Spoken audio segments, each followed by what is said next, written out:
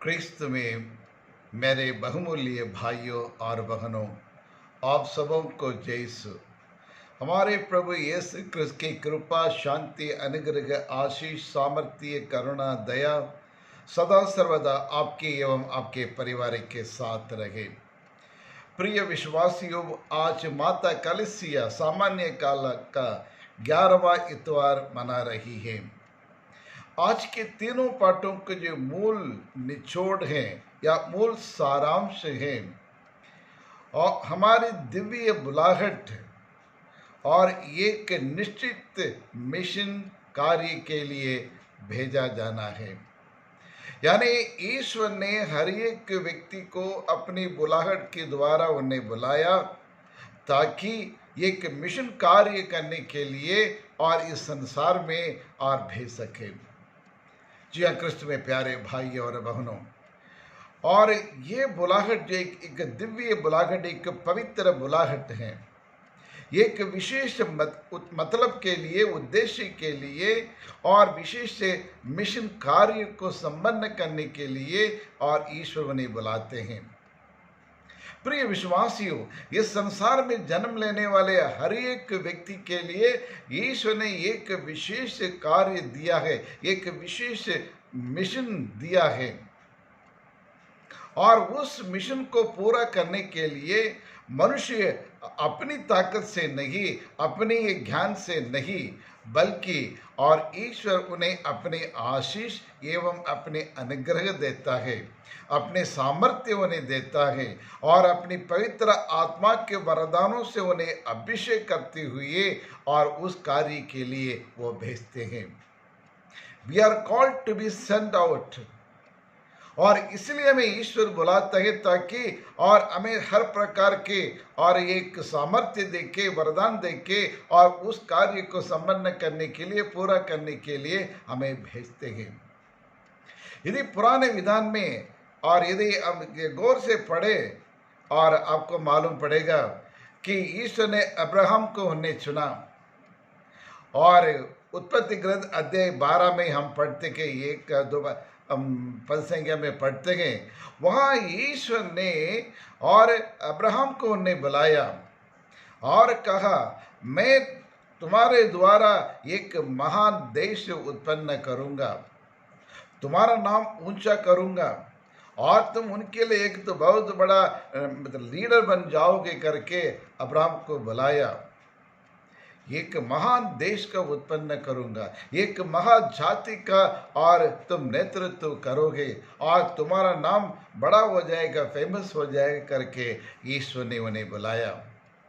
उसके बाद हम देखते हैं और निर्गमन ग्रंथ अध्याय 3 में हम देखते हैं, वहाँ ईश्वर ने और हमारे नबी मूसा को उन्हें बुलाया और उनसे कहा, मिस्र देशियों के हाथों से इज़राइलों को छुड़ा कर लेके आओ, काना देश को लेके आओ करके, और वहाँ एक लिबरेटर के द्वारा और अपने कर्तव्य को पूरा करने के लिए ईश्वर ने उन्हें चुना। यिर्मयाह के देखिए, यिर्मयाह के भी ईश्वर ने माँ के गर्भ में और उत्पन्न होने से पहले मैंने तुमको चुना है करके ईश्वर कहते हैं। और यिर्मयाह ग्रंथ अध्याय 1 और 1 से 7 तक का इसमें पढ़ के देखिए, माँ के गर्भ में उत्पन्न होने से पहले, पैदा होने से पहले मैंने एक निश्चित मिशन कार्य के लिए तुमको चुन चुका हूँ, और इस संसार में जन्म लेने से पहले मैंने तुम्हें अभिषेक किया, नियुक्त किया करके ईश्वर ने पहले से उनको बता दिया और निर्धारित कर दिया कि इनका मिशन क्या है। प्रिय विश्वासियों, सुसमाचार का प्रचार करने के लिए, ईश्वर का वचन को प्रचार करने के लिए नबी यिर्मयाह को उन्हें चुना, बुलाया है। और इस तरह हम कई लोगों को हमें देखने को मिलता है, जिन जिन लोगों को ईश्वर ने बुलाया और उन्हें भेजा है एक विशेष मतलब के लिए, विशेष कार्य का संपन्न करने के लिए, एक मिशन कार्य करने के लिए ईश्वर ने बुलाया है। जी हाँ, क्रिस्त में प्यारे भाइयों और बहनों, और आज के सुसमाचार में और सन्मति के मत्ती रचित सुसमाचार अध्याय 9 पद संख्या और 36 से हम देखते हैं, पढ़ते हैं। और वहाँ प्रभु कहते हैं, और जहाँ जहाँ और उन्हें प्रभु ने किन जिन जिन लोगों को ने बुलाया, अपने शिष्यों को बुलाया, हर व्यक्ति को एक मिशन कार्य के लिए भेज रहेंगे, ईश्वर के राज्य के स्थापना करने के लिए, ईश्वर के वचन का प्रचार करने के लिए, और उन्हें भेजते हैं। और इसलिए प्रभु यीशु क्रिस्त जब अपने शिष्यों से कहा, जाओ तुम लोग जाके सुसमाचार को फैलाओ करके जो उनके आदेश दिया, कभी ना पैसा, ना बैग, ना लाठी, ना कुछ धन दौलत और साथ में लेके नहीं जाओ करके उन्हें पहला आदेश दिया। क्यों कहा प्रभु यीशु ने? पैसा नहीं के ले जाना, ज़्यादा कपड़ा लेके जाना, धन दौलत नहीं ले जाना, अपना गाड़ी घोड़ी नहीं लेके जाना करके क्यों कहा? क्योंकि ये दुनिया की चीज़ों में उनका मन नहीं लगना चाहिए, ये धन दौलत और इसमें उनका मन आकर्षित नहीं होना चाहिए। ये सब त्यागते हुए सिर्फ ईश्वर पर भरोसा रखना है। जिस कार्य के लिए, जिस मिशन के लिए भेजा जा रहा है, और उसके लिए ज़रूरत है ईश्वर की उपस्थिति की ज़रूरत है। ईश्वर पर उन्हें और वह पूर्ण रूप से विश्वास करना चाहिए, ईश्वर पर, ईश्वर के वचन पर भरोसा रखना चाहिए करके। और प्रभु यीशु ने कहा, ये बाकी और ये मटीरियल थिंग्स साथ में नहीं ले जाना करके।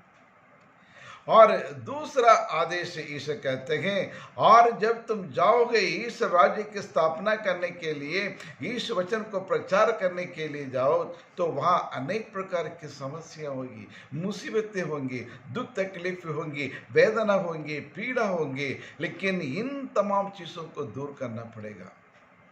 लोग और निराश और हताश होंगे, और कुछ लोग के बीमारी से पीड़ित होंगे, और अपनी उम्मीद के खो चुके होंगे, लेकिन उनके बीच में जाकर और अपने मिशन कार्य करने के लिए या ईश्वर का राज्य स्थापना करने के लिए जो शक्ति, जो बल और जो सामर्थ्य और जो अधिकार प्रभु यीशु क्रिस्त उन्हें देते हैं।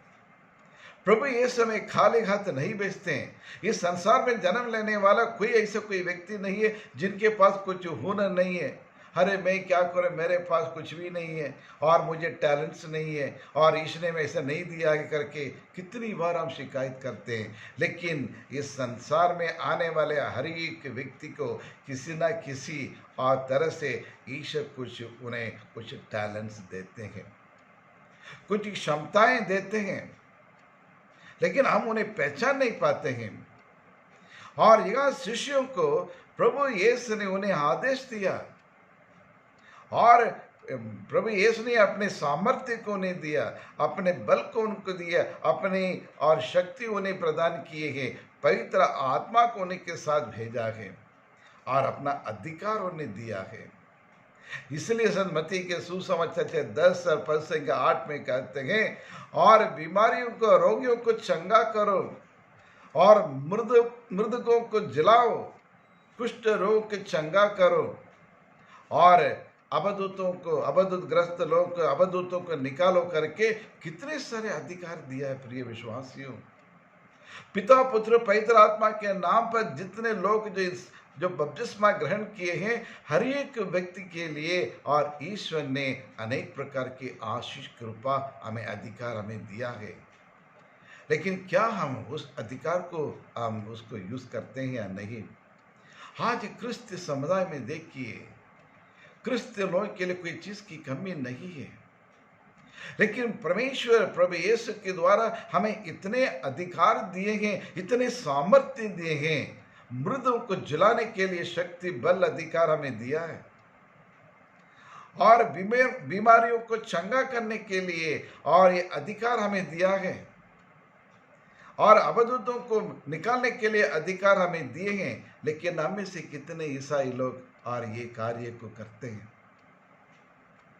कितने लोग ये महसूस अनुभव कर रहे हैं कि और मुझ में ईश्वर है, मुझ में ईश्वर की उपस्थिति है, और मुझे वे पवित्र आत्मा से मैं भरा हुआ हूँ, पवित्र आत्मा का अभिषेक मेरे शरीर में है करके हम में से कितने लोग उसको विश्वास करते हैं? कितने लोग उस अभिषेक को पहचानते हैं? प्रिय विश्वासियों, क्यों कमी है? क्या कारण है? कौन इसके जिम्मेदार है? आप और मैं, और फिर कोई दूसरा? क्योंकि हमारा विश्वास बहुत कमजोर है। इस वचन पर ध्यान नहीं देते हैं। जो व्यक्ति इस वचन को रोज उसको पढ़ते हैं, मनन चिंतन करते हैं, उसके अनुभव करते हैं, और उन्हीं को पहचानने में आ जाता है कि उस शब्द में कितनी शक्ति, मुक्ति है, और उसमें कितना शिफा है करके। जी हाँ प्रिय विश्वासियों, और तीसरा आदेश से आप उन्हें यह देते हैं, जब तुम लोग प्रचार के लिए जाओगे, ईश्वर राज्य की स्थापना करने के लिए जाओगे, तब लोगों से पैसा मत मांगना। सेवक का ही काम पैसा कमाने के लिए नहीं है। It's not a business, it's not a profession. ये तो सेवा है, ये तो सर्विस, यानी संपूर्ण रीति से दूसरों की सेवा के लिए अपने आप को अर्पण करना है। और इसलिए, और इस मिशन कार्य को एक पैसा कमाने का और एक बिजनेस बनाने के लिए कोशिश नहीं करना करके प्रभु यीशु ने आदेश देते हैं।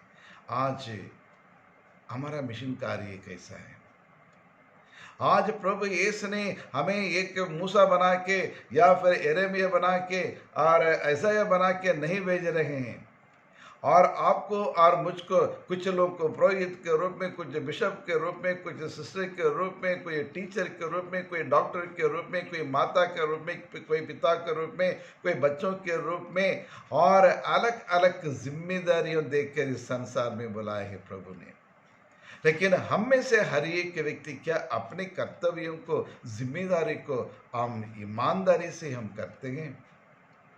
क्या सच्चे मन से, हृदय से और सेवा की भावना से हम करते हैं, या अपने स्वार्थी के लिए, या अपना नाम कमाने के लिए, या अपने पद उन्नति प्राप्त करने के लिए हम करते हैं? जरा मनन चिंतन करके देखिए। यदि हमारा दैनिक जीवन या हमारा जीवन शैली अच्छा हो, हमारा आचरण अच्छा हो, हमारा रहन सहन अच्छा हो, हमारी बोली अच्छी हो, या फिर ये लोग हमें देखकर आकर्षित हो जाएंगे और कहने लगे सचमुच ईश्वर और ये इनके इनके शरीर में, इनके जीवन में उपस्थित है करके ईश्वर को पहचानेंगे। जी हाँ प्रिय विश्वासियों, आइए आज हम प्रभु से और यह आशीष मांगे।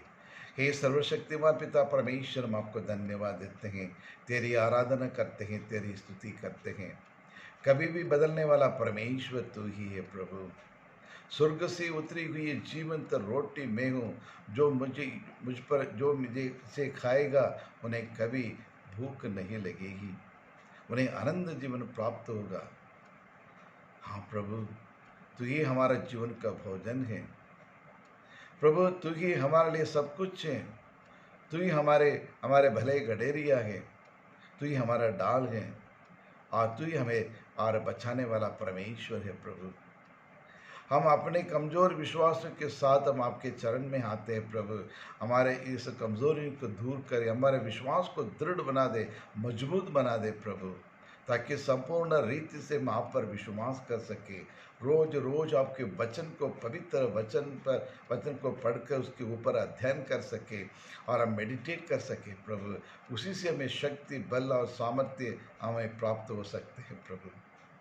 अपनी पवित्र आत्मा से हमें अभिषेक करें, और जितने भी लोग और इस संदेश को सुनते हैं उन पर अपनी विशेष कृपा बरसाए।